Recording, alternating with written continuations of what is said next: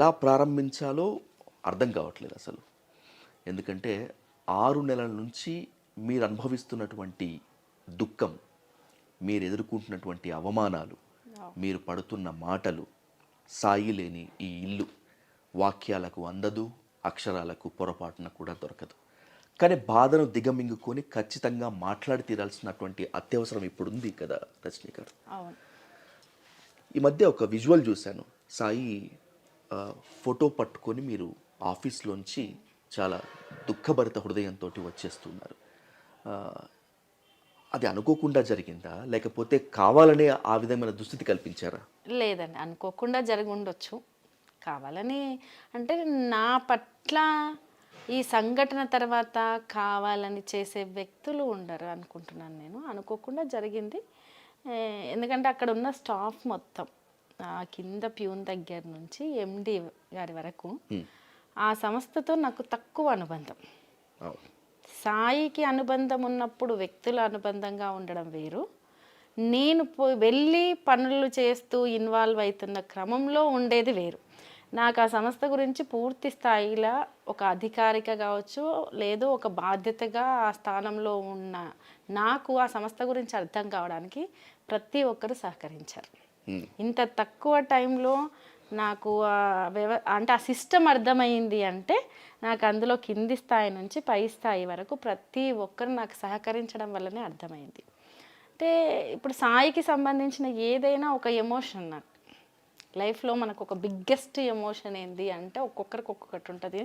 నా జీవితంలో నేను ప్రాణంగా ఫీల్ అయిన వ్యక్తి కాబట్టి కొంచెం ఎమోషనల్ అయిన మాట వాస్తవమే. దాన్ని పెద్దగా నేను ఏదో అన్నట్టు ఏం ఫీల్ కావట్లేదు. ఆ టైంకి ఆ ఇన్సిడెంట్ నాకు బాధని కలిగించింది. బాధపడ్డాను, ఆటోమేటిక్గా అది బయటకు వచ్చేసింది అంతే. దాదాపు 3 నెలల పాటు మీరు పదవిలో ఉన్నారు. మీ మార్క్ చూపించేందుకు ప్రయత్నం చేశారు, చూపించారు.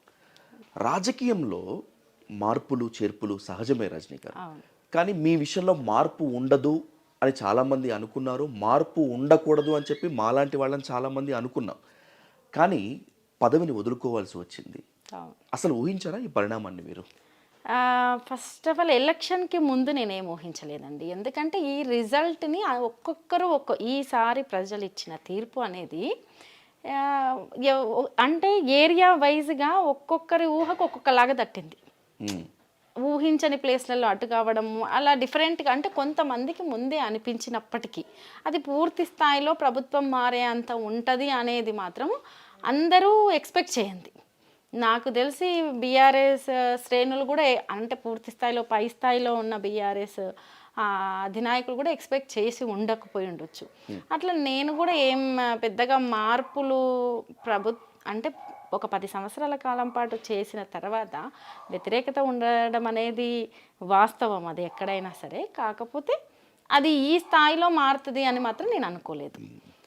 అయితే నా పదవి విషయానికి వస్తే సరే, నిజంగానే చాలామంది కూడా నాతో కూడా మీది మాత్రం తీసేయని అనుకుంటున్నాము, లేకపోతే తీసేయకుంటే బాగుండు అని ఎక్స్ప్రెస్ చేసిన వాళ్ళు చాలామంది ఉన్నారు.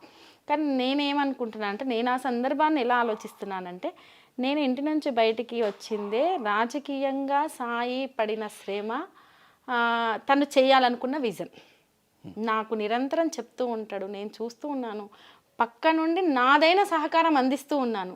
కాబట్టి దాన్ని నేను నిలబెట్టాలి, బతికించాలి. నేనేదో ఈరోజు ఒక ఉద్యోగం చేసుకొని నా 2 పిల్లల్ని మాత్రమే చూసుకొని నా కుటుంబం సాయి జ్ఞాపకాలు దీంతో కాదు, సాయిని బతికించాలి అంటే సాయి అనుకున్న ఆ విజన్ని బతికియాలి ఫస్ట్. అది బతికియాలంటే అది నిరంతరం ఉండి చూసిన నా వల్లనే, నేను మొండి ధైర్యం తెచ్చుకోవాల వల్లనే సాధ్యమైద్దని అడుగు బయటకేసాను. సరే, దానికి అది ఒక మెట్టు, ఆ బాధ్యత అనేది ఒక మెట్టు అంతే. ఒక చిన్న సహకారం, పూర్తిగా బాయిలో పడిపోయిన వాళ్ళకు ఒక చిన్న తాడో ఏదో అందిస్తే వచ్చే సహకారం లాంటిది. కాబట్టి తీస్తారు అని భిన్న వాదనలు ఉన్నప్పటికీ నాకు తెలుసు కదండి రాజకీయాల్లో ఎలా ఉంటుంది, ప్రభుత్వాలు మారితే. అంటే మరీ అంత ఆలోచించలేని వ్యక్తినేం కాదు కదా. వాళ్ళకుండే పాలసీలు కావచ్చు, వాళ్ళు తీసుకునే నిర్ణయాలు కావచ్చు, మానవతా దృక్పథంతో ఆలోచిస్తారు. అట్లా ఉండదు కదా రాజకీయాల్లో. కాబట్టి నేను ఊహించలేదు అనేది ఏం లేదు, ఊహించాను. ప్రభుత్వం మారితే ఇది పోతుంది అనేది మాత్రం ఊహించాను. నాకున్న ఇన్ఫో ప్రకారము ఈ ఎలక్షన్స్ కన్నా ముందే ఎట్టి పరిస్థితుల్లో మక్తల్ నియోజకవర్గం నుంచి మిమ్మల్ని కాంగ్రెస్ తరపున క్యాండిడేట్గా పెట్టాలి అనేటువంటిది ఒక ప్రతిపాదన వచ్చింది అని చెప్పి నాకున్న ఒక ఇన్ఫో. ఇది ఎంతవరకు కరెక్ట్? వచ్చిందండి, ఒక చిన్న ప్రతిపాదన వచ్చింది.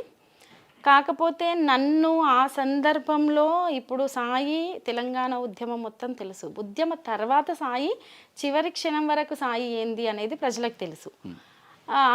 ఆ ఇన్సిడెంట్ జరిగినప్పుడే నన్ను ఓన్ చేసుకున్నారు. ఓన్ చేసుకోవడం జరిగింది, నాకు సహకరించడం జరిగింది. అన్నిటికంటే ముఖ్యం ఏంటంటే ఒక సంఘటన జరిగిన తర్వాత ధైర్యం కావాలి, ధైర్యం ఇచ్చే మనుషులు కావాలి. అలా నాకు బీఆర్ఎస్ పార్టీ ధైర్యం ఇచ్చింది, దగ్గరికి తీసింది. కాబట్టి ఒకటి రాజకీయాల్లో ఇప్పుడు నేను సాయి అనుకున్నదే చేయడానికి ముందడుగేసినప్పుడు మరి ఆ అవకాశం ఆ రూపంలో వచ్చింది కదా అన్నట్టు కూడా కొందరు మాట్లాడారు. కానీ నేను అనుకున్నాను, ప్రజల్లో మనము ఒక లాంగ్ విజన్ పెట్టుకొని పనిచేసే క్రమంలో తొందరపాటు నిర్ణయాలు అనేవి కరెక్ట్ కాదు అనేది నా అభిప్రాయం. రాజకీయాలంటే ఈ పూటకి ఏదో ఈ గంటకు మాట్లాడి చేసేవి కావు, లేదు ఒకరోజు ప్రజల్లో కలిసి ఉండి చేసేది కాదు. మనం అక్కడికి వెళ్ళాలి, అక్కడ ప్రజా సమస్యలు చూడాలి, మనదైన అవగాహన మనం కలిగించుకోవాలి, మనమేందో ప్రజలకు తెలిసేటట్టు చేయాలి. ఆ దశకు వచ్చిన తర్వాతనే నేను ప్రత్యక్ష రాజకీయాల్లోకి దిగాలి అనుకున్నాను, అందుకే ఆగిపోయాను. అంటే యాక్చువల్గా ఈ ప్రతిపాదన మీ వద్దకు వచ్చింది అనుకున్నప్పుడు రజనీ గారు ఖచ్చితంగా వెళ్తే బాగుంటుందేమో అనుకున్నటువంటి వాళ్ళలో నేను కూడా ఒకడిని. బికాజ్ ఎందుకంటే ఇప్పుడున్నటువంటి రాజకీయాల్లో బీఫామ్ తెచ్చుకోవటము, ఎమ్మెల్యేగా కంటెస్ట్ చేయటం అనేటువంటిది అనుకున్నంత ఈజీ కాదు. అది బీఆర్ఎస్ఏ కానీ కాంగ్రెస్ కానీ ఏ పార్టీ అయినా కూడా.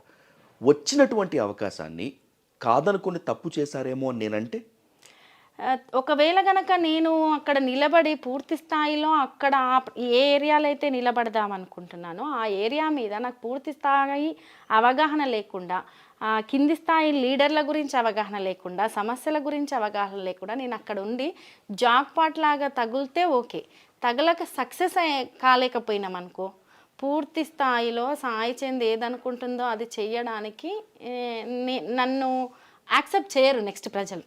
ఓకే, ఒకవేళ నేను ఓకే ఆ దశలో ఒక చిన్న అవకాశం వచ్చింది, ఏదో రూపంలో సరే అవకాశం వచ్చింది అని నేను వెళ్ళి నిర్ణయించుకొని అలా చేస్తే ఒకలాగా రిసీవ్ చేసుకుంటారంటే ఆదరించిన పార్టీని కాదని ఈ రకమైన నిర్ణయం తీసుకుందాను.